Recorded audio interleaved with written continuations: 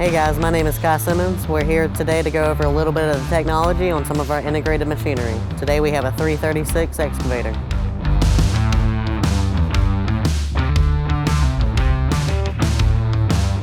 Alright guys, before we get started, we definitely want to go over all of our safety things. So definitely make sure your seatbelt is buckled, the parking brake is engaged until you're ready to operate, and anything with the controls that, you're fast, you're slow, what gauge you want to go at, make sure those are all calibrated before we get started so you don't have to take your attention away from the job you're at hand. So on the screen here we have the e-fence controls, and you can scroll through. We start with the regular gauges, but if you scroll through you can see our e-fence. Anything that is on the screen, if you press the hamburger button, you can see that we are going to go into the settings for that. We can click on the e-fence, and what we're going to do today to demo it is we can do a cab avoidance, and that is going to make sure that that bucket does not come through this cab today. So we're going to turn that on, and we're going to click the home button again, and it takes us back out. So now you can see that the cab is highlighted, and that means I cannot bring this in, and we're going to demonstrate that right now.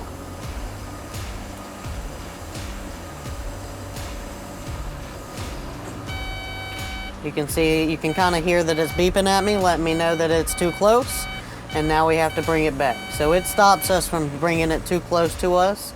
We could technically put the teeth of that bucket through this cab, and we don't want to do that. If we go back into the settings, you can see that we can do something like a ceiling, a fence floor, or a fence on the wall. So we could, if we had a wall, we could put it in front of us. We could, X amount of length off of that wall before we hit it, as well as the ceiling. So anything above us, if we're under something, we could take it off. And we also do anything from the swing arm left to the swing arm right. Anything outside of that we would not be able to touch. So all of that is just safety, so that way we cannot, the software and the machine itself will tell us that we cannot go over there, we cannot do any damage, and no one gets hurt. Next we are going to go over payload. And payload is basically the measurement of what's in the material in your bucket and where we can transfer that.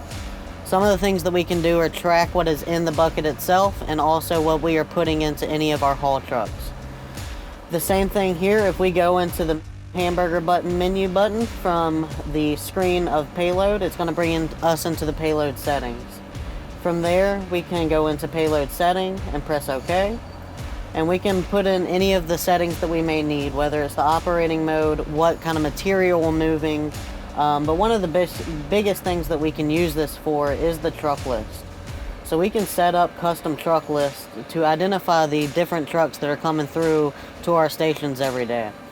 So for this example, I've set up red truck and HT7, which is just a haul truck 7. Just names that I've made up, and we can always click into these and we can see what we are naming them, as well as the target weight of the truck itself. So for this demonstration, I've just put 5 tons, and I've named it red truck. Once you hit apply, it'll apply that to the actual truck in the settings itself, and then we can go back out to our home. On the home screen, you can see that we have our bucket tonnage, as well as our target for the red truck that is selected. And once we start digging, you'll see that the tonnage in the bucket will start up, and once we zero that out and make a swing, it will transfer that to the truck. That truck holds on to all of this material tonnage, and that way we can track what we are putting in to the truck and also taking out of our quarries or sites, whatever we're working on. And we are just going to watch the bucket go down, pick up some dirt, and we're going to see the tonnage move. And we're going to demonstrate how it actually goes into the truck, and we can track it.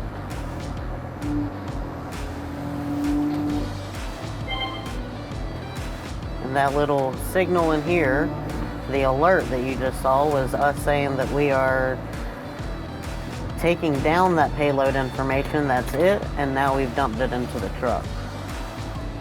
And now you can see our target for the truck has gone down, as well as what is now showing in the truck.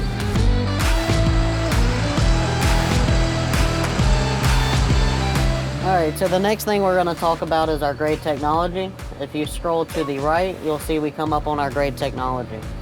If you press the hamburger menu button, you will see that we can go into the settings for our grade. We are looking to set a target depth for this demonstration. We can also do target slope, cross slope angle, or any touch points. The depth is obviously self-explanatory as to how far down below our benchmark we're able to go. So if I were digging a 4-foot tunnel for any reason, I could go into our target depth, and I've already input 4 feet. It's going to take it into the software, and now I cannot go any lower than 4 feet down. We can do the same thing with slope, percentage, or an angle. We can do the touch point, so that would be used anywhere that we want to avoid maybe a crosswalk or a sidewalk. That way we cannot get within X amount of feet from that sidewalk. The software will not allow us. Once we go back out to the home screen for our grade control, we can see that I have the 4 foot in there, and anything on the side here are our progression levels. So the closer I get, you'll see our light bars start lighting up, and then once I'm on it, you'll see it stop, and you'll hear a buzzer in the cab that notates that we are on our target now. Thank you for joining us, guys. This was another episode of How To with Blanchard Machinery. If you have any questions, if you want to go through more personal, in-depth demos of any of this software you saw today, please reach out to me, Kyle Simmons, and my email will be productlink@blanchardmachinery.com. Thanks, guys.